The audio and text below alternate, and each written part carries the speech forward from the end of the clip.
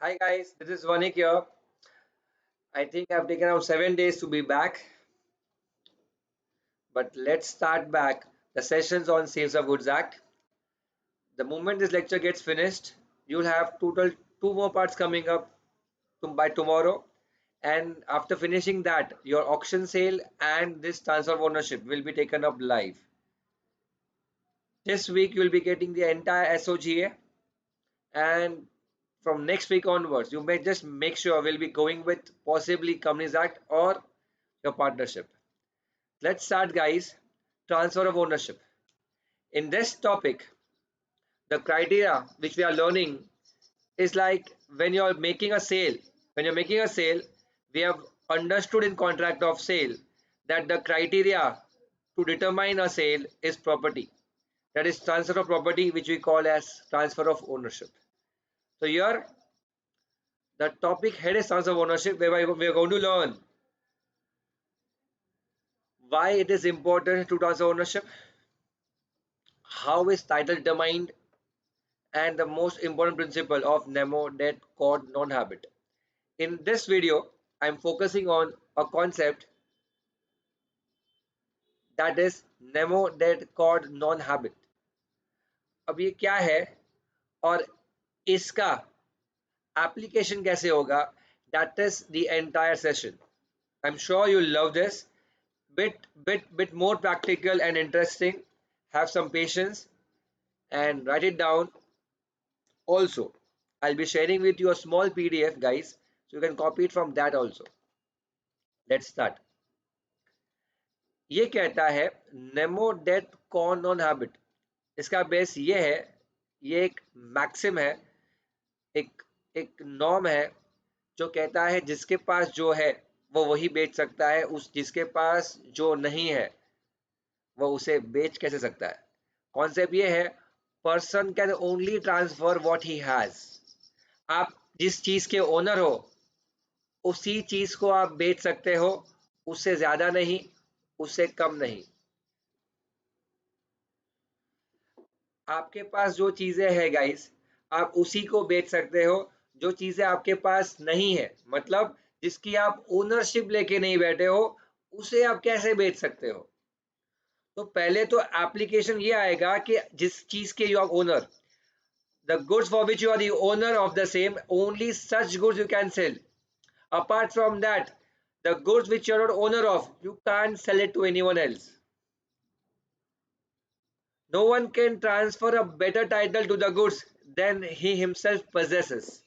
It means that if your title, if your ownership is bad, then the ownership of the person who is buying from you has to be bad. तो ये कहता है अगर बेचने वाले की ownership bad है तो खरीदने वाले की भी ओनरशिप बैड होगी. अगर बेचने वाले की ओनरशिप गुड है तो खरीदने वाले की ओनरशिप भी गुड होगी. इट मीन्स दैट जैसे ओनरशिप होगी बेचने वाले की, जैसे टाइटल होगा बेचने वाले का, वैसा ही टाइटल होगा खरीदने वाले का. If the seller's title is defective, then the buyer's title will also be defective. This principle is expressed by the Latin phrase called nemo det quod non habet, which means that none can give who he does not himself possesses. चोरी का माल आप खरीदोगे तो क्या आप innocent भी हो तो क्या आपको उसका टाइटल मिल जाएगा? नहीं सर. चोरी का माल अगर से सेलर ने डिफेक्टिव टाइटल बेचा है आपको, तो आपका भी टाइटल डिफेक्टिव ही रहेगा. इसको कंक्लूड करने के लिए आपको ये याद रखना है, BT to BT, GT to GT. मतलब अगर सेलर का टाइटल बैड है तो बायर का भी बैड, सेलर का गुड है तो बायर का भी गुड. और इसका एक्सेप्शन क्या होगा कि सर ऐसे कोई सिचुएशन है क्या जब सेलर का टाइटल डिफेक्टिव है लेकिन बायर का टाइटल डिफेक्टिव नहीं है, उसका टाइटल गुड हो जाएगा. तो लेट्स अंडरस्टैंड द सिचुएशंस जहां पे बीटी टू बीटी और जीटी टू जीटी का एक्सेप्शन क्रिएट होगा. वो क्या होगा? BT to GT. Hold on guys, BT to GT. Sir क्या जीटी टू बीटी होता है? सर वो कभी होता ही नहीं है, जीटी टू जीटी ही रहता है. हम बीटी टू जीटी की बात करें, मतलब सेलर का टाइटल बैड फिर भी बायर का title good. Let's check it out. पहला एक्सेप्शन जो है वो है बाय एस्टॉपल, लेकिन एस्टॉपल के एक्सेप्शन को समझने के लिए ऑलमोस्ट किसी बच्चे को एस्टॉपल का मीनिंग पता नहीं होता।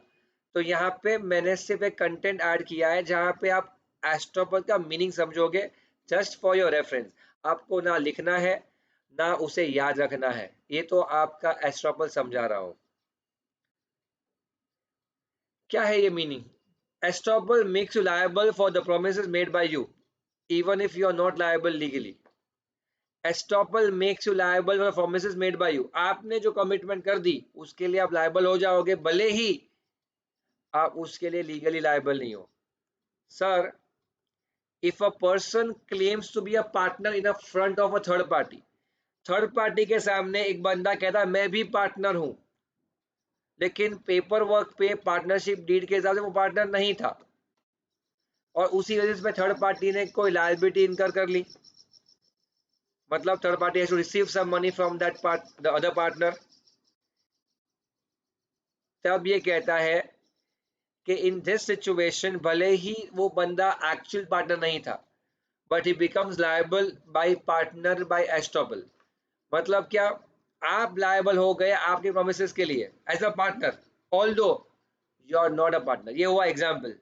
मतलब जो आपने कह दिया उसके ऊपर आपके प्रोमिसेस कर दिए तो आपकी लायबिलिटी क्रिएट हो गई सर, भले ही आप लीगली पार्टनर थे या नहीं थे। ये क्या है? This is the meaning of the word estoppel. मतलब जो भी आपने कहा भले ही वो झूठ हो, पर आपकी कमिटमेंट पे आपके ऊपर वो एनफोर्समेंट लायबिलिटी क्रिएट हो जाएगी। ये है एस्टॉपल। अब ये कहता है ट्रांसफर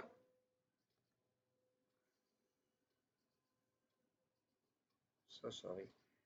अब ये कहता है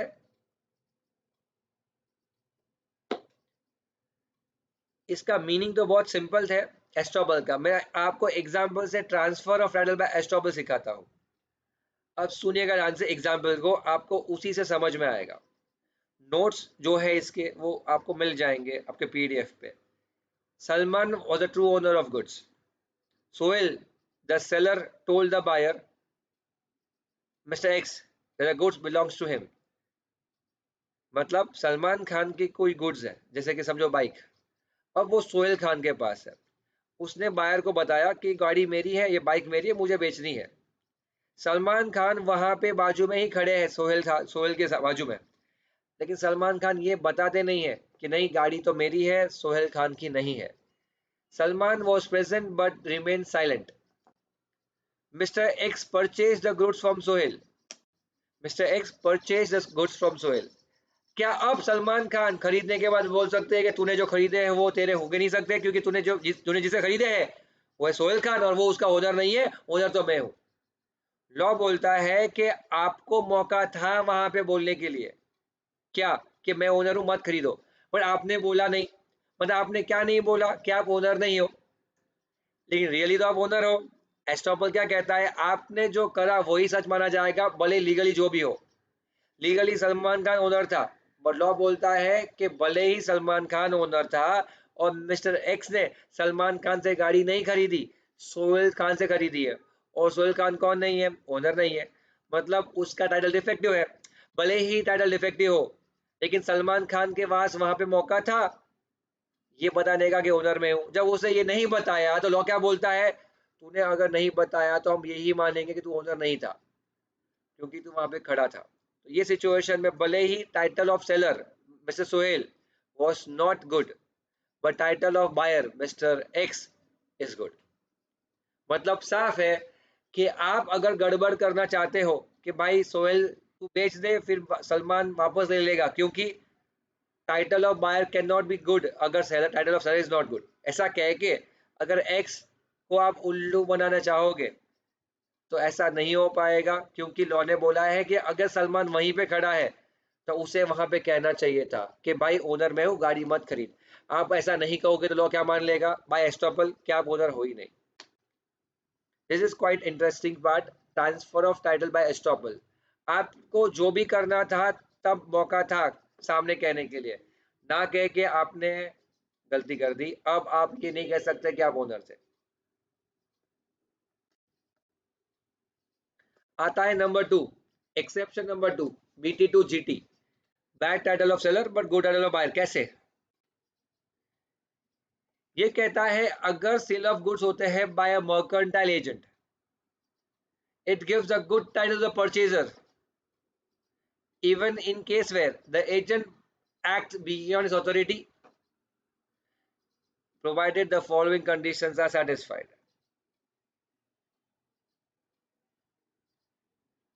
आप इस इमेज को देखिए साइड पे, एक ओनर होता है गुड्स का, जो ओनर के पास टाइम नहीं है गुड्स को बेचने का।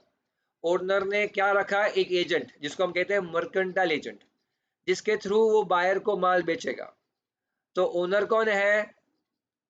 एक्स पार्टी, और बेचने वाला कौन है? मर्केंटाइल एजेंट, और then you have a buyer. तो क्या मैं कह सकता हूं कि ट्रू ओनर तो ओनर है, तो ट्रू ओनर कोई और है और सेलर कोई और है।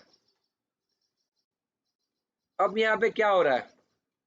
ये कहता है कि मर्केंटाइल एजेंट ने अगर अपनी अथॉरिटी एक्सीड कर दी और किसी को गुड्स बेच दिए, तो सर उसके पास तो अथॉरिटी नहीं है बाय डूइंग दैट, क्योंकि वो ओनर नहीं है। ओनर तो अलग पार्टी है, एजेंट तो सिर्फ माल बेचने के लिए था।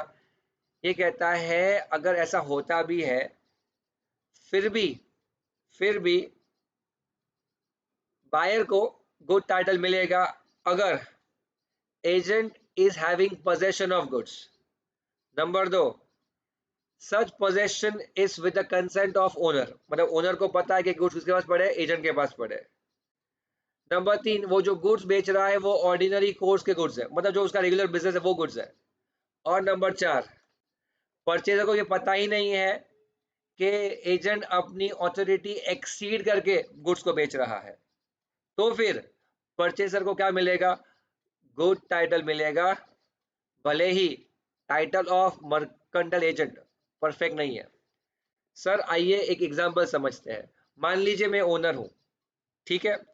मिस्टर राम, एक स्टूडेंट है मेरा, वो मेरा मर्केंटाइल एजेंट है, जिसको मैंने कहा है तू ये दुकान संभाल। दुकान में मैं मोबाइल फोन्स बेचता हूँ। अब मैंने उसे कहा है कि कोई भी आ जाए, रिश्तेदार आ जाए, कोई भी आ जाए, अपना जो प्राइसिंग है उससे डिस्काउंट में देने का नहीं, फिक्स प्राइसेस, कोई मगजमारी नहीं चाहिए दुनिया में किसी से। अब वन फाइन डे राम की कोई गर्लफ्रेंड, एक्स गर्लफ्रेंड थी या मान लीजिए क्रश था, वो ऑफिस में आती है, दुकान पे आती है, शॉप पे मोबाइल फोन खरीदने के लिए। उसे जो मोबाइल फोन पसंद आया था वो 35,000 का था, लेकिन उसका बजट 30,000 का था। अब राम की जो भावना थी, फीलिंग्स थी, वो बाहर आ गई। बोला वो मैडम वो देख लेंगे अपन बाद में, आप ले लो। 35,000 का फोन 30,000 में दे दिया। क्या राम दुकान का ओनर था? नहीं था। लेकिन अगर लड़की को इस बारे में पता नहीं है कि राम को अथॉरिटी नहीं है 30,000 में माल बेचने की, और लड़की गुड फेथ में without notice ordinary course of business का फोन बेच रही है, जो राम के पास है, जो मुझे पता था राम के पास है, पर मुझे ये पता नहीं था कि वो अथॉरिटी एक्सीड कर रहा है, तो यहाँ पे मैं राम से पैसा वसूल कर पाऊंगा, बट जो बायर है वो सेफ हो जाएंगे। उसे वो गुड्स उसे वो गुड्स गुड टाइटल से मिलेंगे, मतलब कोई उसे वो गुड्स छीन सकता नहीं है। A fair title. I hope आपको ये कंडीशंस याद रखनी है। पोजेशन में होना चाहिए, सेलर को पूछ ओनर को पूछ के होना चाहिए, ऑर्डिनरी कोर्स के गुड्स मतलब मोबाइल फोन्स, मोबाइल का धंधा है तो, और गुड फेथ पे, and without notice that agent is exceeding the authority. I hope the example will make you more clearer to that. Let's move forward, guys. अब ये कहता है concept number 3, sale by one of the several joint owners. अब होता क्या है?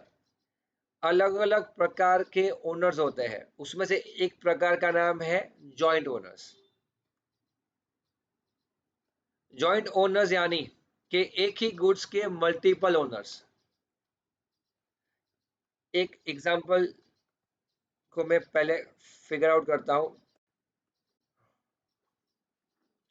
आपको यहाँ पे एक इमेज दिख रही है, उस इमेज में एक एक्टिवा है जो स्कूटी है एक्चुअली, और उसके मान लीजिए 3 ओनर्स है। अब ओनर्स मैंने बनाया है कि इस एक्टिवा के 3 ओनर्स हैं। अब एग्जांपल समझिए, Rancho, Raju and Farhan, 3 friends jointly bought a scooter. One fine day, Raju sold the scooter to a purchaser without the consent of Rancho and Farhan. Activa तीनों का था, स्कूटर तीनों का था, लेकिन तीनों में से एक दिन जो लेके गया था स्कूटर, दोनों को पूछ के, उसने बाकी दोनों को पूछे बिना स्कूटर को बेच ही दिया। अब जिसको बेचा गया है उसे गुड टाइटल मिलेगा, जिसे बेचा गया है उसे गुड टाइटल मिलेगा अगर कंडीशंस फुलफिल होती है तो। अब वो कंडीशंस क्या है, वही कॉन्सेप्ट है। एग्जाम्पल में मैंने क्या बोला, एक बंदे के पास, 3 बंदों के पास एक स्कूटर है, वो स्कूटर उसमें से कोई एक जॉइंट ओनर बेच देता है बाकी दोनों को पूछे बिना, और जो खरीदता है उसे के बारे में पता नहीं है, फिर भी उसे गुड टाइटल कब मिलेगा, आइए जानते हैं।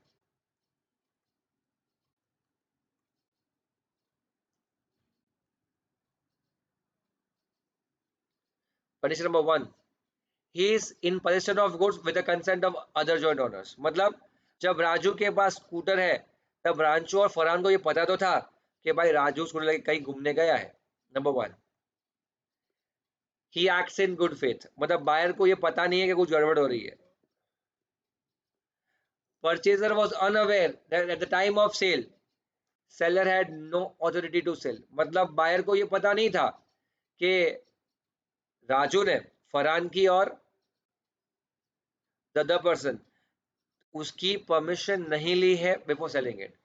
अगर ये सिचुएशन है तो ओनर तो 3 थे, बेचने वाला एक है, तो 1/3 प्रॉपर्टी बेचने वाले जब बेच रहा है, फिर भी बायर को क्या मिल रहा है, फिर बायर को गुड टाइटल मिलेगा, क्योंकि condition number 1, he was Raju was in possession of goods which was known to Rancho and Farhan. Number 2, the buyer is acting in good faith. Number 3, good faith मतलब उसका कोई गलत intent नहीं था, चोरी का माल खरीदने का इंटेंट कोई नहीं था। Number 3, purchaser buyer was unaware of the fact कि ये जो राजू बेच रहा है इस बारे में बाकी दोनों को पता नहीं है। अगर ये कंडीशन फुलफिल हुई तो बायर को क्या मिलेगा, गुड टाइटल मिलेगा, भले ही सेलर का टाइटल पार्शियली डिफेक्टिव है, क्योंकि राजू को 1/3 पावर था बेचने का, 2/3 पावर नहीं था, इसलिए पार्शियली टाइटल डिफेक्टिव था, पार्शियली गुड टाइटल था। आई होप ये रांचो फरहान के एग्जांपल से आपको ये चीज और क्लियर हो चुकी होगी।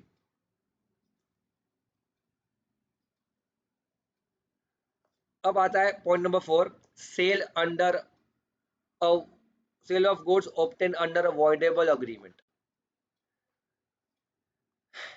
पहले वापस एग्जांपल लेने दो, my slide is having first content but I want it an example. अब आपको एक एग्जांपल दिखेगा, एक इमेज जहाँ पे गब्बर सिंह और सांबा दिखेंगे आपको।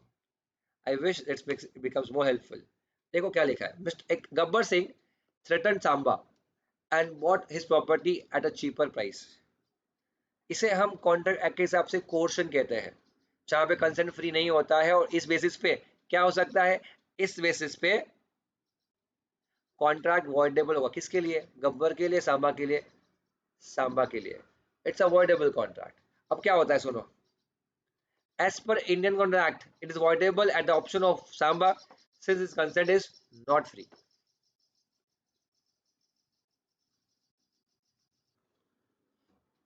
तो ये कहता है,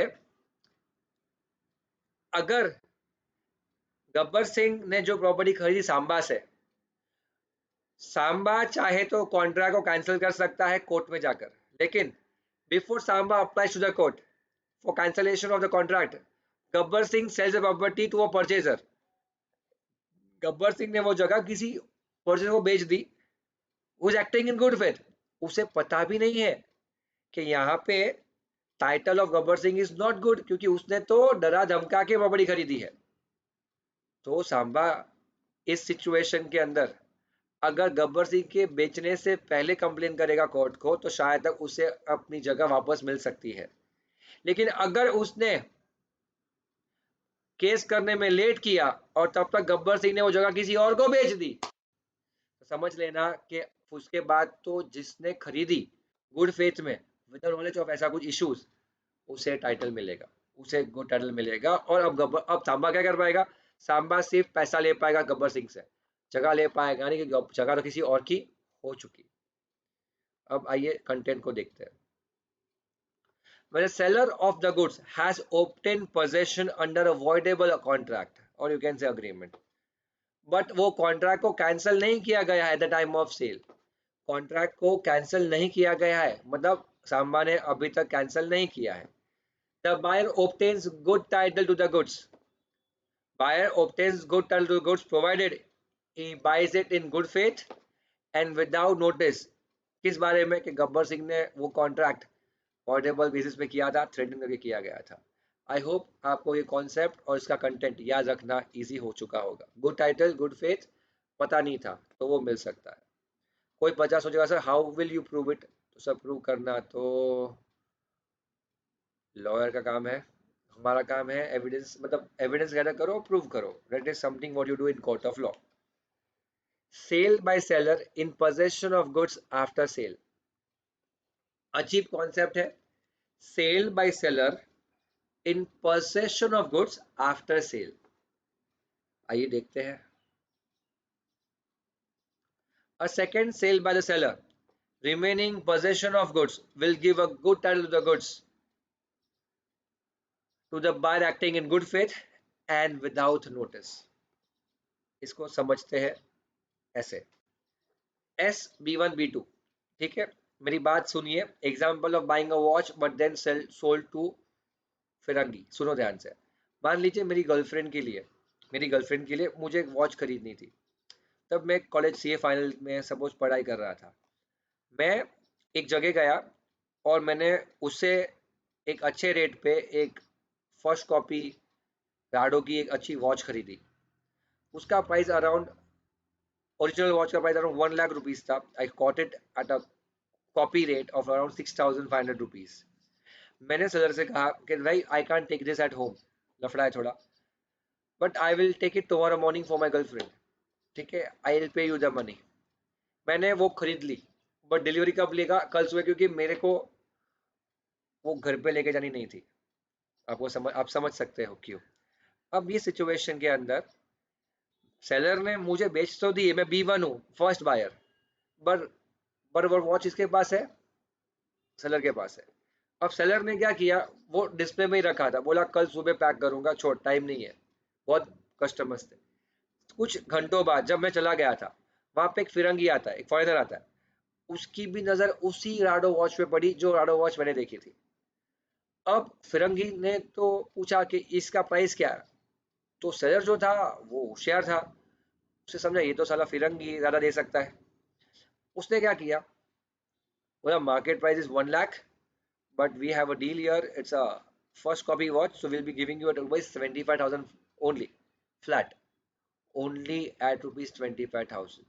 अब अगर मान लीजिए फिरंगी के पास बहुत पैसे थे और वो तो खुश हो गया, 25,000 में लेने के लिए रेडी हो गया, उसे तो पता नहीं है कि ये ऑलरेडी बिक चुकी थी, उसे कैसे समझ में आएगा।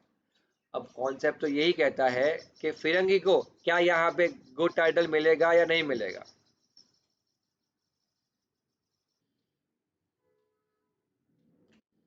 ओके, तो यहाँ पे ही कहता है फाइनली क्या ये फिरंगी जो है उसे गुड टाइटल मिलेगा या नहीं, क्योंकि ये तो ऑलरेडी सोल्ड आउट था। ये बोला a second sale by the seller remaining in possession of goods will give a good title to the buyer acting in good faith and without notice। तो मुझे I can claim damages from seller, but फिरंगी तो safe है। I can't say फिरंगी को भाई वापस दे मेरे को, घड़ी मेरा था, ऐसा नहीं हो सकता, because he is acting in good faith and he has no knowledge of the fact कि ये ऑलरेडी सोल्ड आउट था। I hope this is very clear to you. Seller buyer and फिरंगी, इसीलिए उसे सेकेंड सेल कहते थे, second sale by seller. अब यहाँ पे 6 पॉइंट जो है ये आपको अभी तो नहीं समझेगा, मैंने इसे कंटिन्यू किया नेक्स्ट टॉपिक में, ठीक है। तो आप भी यही रखना, दिन आएगा जब मैं आपको ये सिखा पाऊंगा। सिमिलरली अनपेड सेलर टॉपिक में ये समझ में आएगा आपको, तो यहाँ पे ये भी आप भी यही रखना। और आता है अंडर कॉन्ट्रैक्ट। अब अंडर कॉन्ट्रैक्ट में पहला एग्जाम्पल जो हमारा आ रहा है वो है मुथूट गोल्ड लोन का एग्जाम्पल। अब मुथूट गोल्ड लोन जो आपने सुना होगा, घर पे पड़ा हो सोना तब काहे कोरोना, यस, उसमें हम क्या करते हैं, हम हमारा गोल्ड गिरवी रखते हैं और हम उससे लोन लेते हैं। जब हम लोन रीपे कर देते हैं हमें हमारा गोल्ड वापस मिल जाता है। क्वेश्चन यहाँ पे ये है कि जब हमने गोल्ड को गिरवी रखा, गोल्ड का ओनर कौन है? सर हम ही है। हमने सिर्फ गोल्ड गिरवी रखा है, गोल्ड का ओनरशिप मुथूट का नहीं हुआ या कोई भी बैंकर का नहीं हुआ। Fair enough. इसे कहते हैं प्लेज। इसे क्या कहते हैं? प्लेज। कॉन्ट्रैक्ट का नाम प्लेज होता है। मैं हूं पॉनर और पॉनी मतलब द बैंकर या फिर मुथूट फाइनेंस। अब क्वेश्चन ये आता है कि अगर मैं पे नहीं कर पाया पैसा, अगर मैं लोन रीपे नहीं कर पाता हूं तो डेफिनेटली क्या वो लोग ये मेरे गोल्ड को बेच पाएंगे? सर डेफिनेटली बेच देंगे।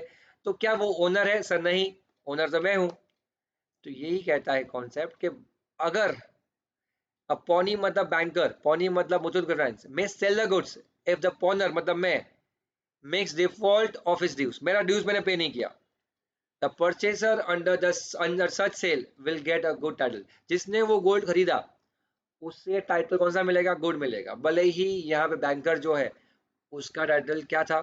पार्शियली डिफेक्टिव, क्योंकि ओनर तो मैं था। बट लॉ बोलता है चलेगा क्योंकि तुमने पैसा नहीं दिया ना, तो भले ही वो ओनर नहीं है, वो बेच सकता है और बेच के अपने पैसे वसूल कर सकता है। That's fine to your. Chapter C inter में आता है प्लेज नाम पे, ठीक है। It's a concept of C inter. Contract का एग्जांपल नंबर 2 आता है किसका? फाइंडर ऑफ गुड्स का। फाइंडर ऑफ गुड्स भी सीए इंटर कॉन्सेप्ट है, लेकिन सीए फाउंडेशन में भी कुछ ना कुछ टच होगा ये पार्ट। अब finder of goods can sell the goods under certain situations and the purchaser gets a good title. क्या है ये sir? Sir finder of goods का बेसिस ये कहता है कि अगर रास्ते में आपको किसी का कुछ कुछ आइटम मिल गया, जैसे कि किसी का वॉलेट मिल गया, किसी का फोन मिल गया, किसी का लैपटॉप मिल गया, किसी का पिज्जा मिल गया ट्रेन में से, या किसी का कोई समझो 2 किलो 5 किलो का स्वीट का बॉक्स मिल गया। ऐसे सिचुएशंस के अंदर अगर आप बायर को ढूंढ नहीं पाते हो, अगर वो गुड्स पेरिशेबल है, बायर मिल नहीं रहा है, तो फिर ऐसा सिचुएशन में आप गुड्स को बेच सकते हो।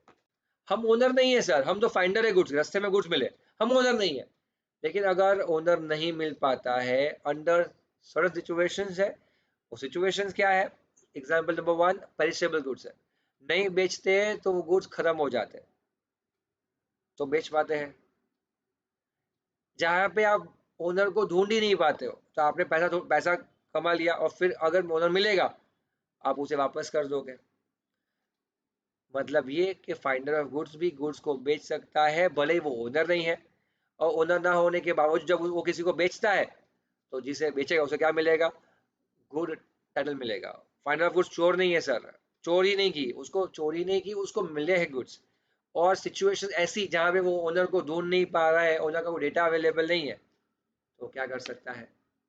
फाइनली आप कहोगे पुलिस को दे दो सर, पुलिस को देने का रोल हम अदा करते हैं, बट आपको लगता है हर बार पुलिस को देने पे मिल ही जाते हैं? ऐसा ज़रूरी नहीं होता। तो कभी कभी ऐसा भी होता है कि आपने दे तो दिए लेकिन नहीं मिलते। आपने ये कॉन्सेप्ट कॉन्ट्रैक्ट एक्ट में भी देखा था, कौसी कॉन्ट्रैक्ट में वही चीज़ें हैं। और जब भी आपने उसे जिससे भी बेचा, he can sell the goods लिखा है वहाँ पे, तो यहाँ पे बायर को क्या मिलेगा? गुड टाइटल मिलेगा। फिर लास्ट चीज़ आती है लिक्विडेशन, लास्ट पॉइंट। ये लिक्विडेशन क्या कहता है कि सर जब भी कोई इंसॉल्वेंट होता है तो उसके एसेट को कौन बेचता है? Official receiver. अब वो जो बंदा बेचता है तो क्या वो ओनर था? सर नहीं। तो ना ओनर होने के बावजूद जब वो किसी को बेचता है तो उसे क्या मिलता है? बायर को गुड टाइटल मिलता है। This is where we finish off all the concepts in relation to Nemo dead corn non habit. Let's go for a small flashback.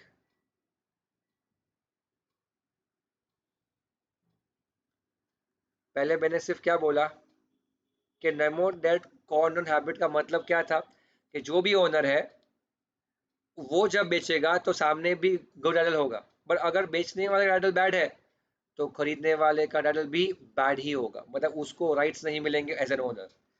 लेकिन हम एक्सेप्शन को देखें तो वहां पे मिलेंगे, भले ही सेलर के डिफेक्टिव टाइटल थे। पहला कौन सा था? एस्टॉपल। एस्टॉपल में अगर आपने किसी को बेचा तो भले ही आप ओनर नहीं हो, बायर को गुड टाइटल मिलेगा। ये पहला पार्ट था estoppel. We took an example of Salman Khan, Sohail Khan and the party. Salman Khan was the owner but उसने वो बताया नहीं, सोहेल ने बेचा तो बायर को गुड टाइटल मिला। फिर मर्केंटाइल एजेंट में हमने एग्जांपल लिया मोबाइल फोन का मेरा, जहाँ पे acting in good faith, I have no knowledge of the fact agent is exceeding his authority, तो फिर बायर को गुड टाइटल मिलेगा ये कंडीशंस के साथ। नंबर 3, जॉइंट ओनर्स में राजू रैंचो और एंड फरहान, नाम मैं हर बार भूल जाता हूँ। ये फरहान, तो ये फरहान के केस के अंदर भी लॉ ने यही बोला कि भाई अगर कोई भी एक जॉइंट ओनर भी बेच देता है और उस कंडीशंस को फुलफिल करता है तो buyer will get good title. क्या कंडीशंस थे? कि Raju had the possession with the consent of Rancho and Farhan, Raju sold it to the person who was acting in good faith and he had no knowledge of the fact कि Raju has not obtain the permission of Rancho and Farhan. That is the concept. Point table मैंने कहा कि अगर आपने किसी से धमकी से कोई गुड्स खरीदा हो तो सामने वाला बंदा उसे कैंसिल कर सकता है, लेकिन वो कैंसिल करे उसके पहले अगर आपने किसी और को बेच दे और जिसको बेचे उसको ये पता नहीं था तो उसे जीटी मिलेगा। गब्बर सिंह एंड सांबा, ये मैंने कहा। सेकंड फिर की बारी, मैंने एग्जांपल है मेरी गर्लफ्रेंड का, मैंने वॉच खरीदा था, फिर फिरंगी ने खरीदा, फिरंगी को पता नहीं कि मैंने खरीदा हुआ था, तो आई गेट, फिरंगी will get good title to that, भले ही सेलर के पास अभी टाइटल नहीं था बेचने का, क्योंकि ओनर तो मैं हो चुका था। And then this is to be discuss later. And the eighth one was regarding contract. Contract में हमने पहला देखा प्लेज, मुथूट गोल्ड लोन, आपने लोन पे नहीं किया, आपका अगर किसी और को बेच दिया तो जिसको बेचा उसे गुड टाइटल मिलेगा। नंबर 2, फाइनर ऑफ गुड्स, अपने गुड्स को बेच सकता है और जिसे बेचेगा उसे जीटी मिलेगा under specific circumstances. And number 3, liquidator भले ही ओनर नहीं है, वो बेचेगा उसे गुड टाइटल मिलेगा। Wait for the next sessions guys, and I will appreciate again that your commitments and your comments to the same motivates me further. I'll see you live very soon in a session or two. I'll be giving you 2 videos of 10-15 minutes each, and that's it. We are ready for the 2 topics more. 4 हो जाएंगे हमारे। आज हमारे topics देखो 4 हो गए, सिर्फ 2 pending है हमारे topics, and we have finished the chapter. Sorry, हमारा ये 4 टॉपिक चल रहा है and then will be left with 2।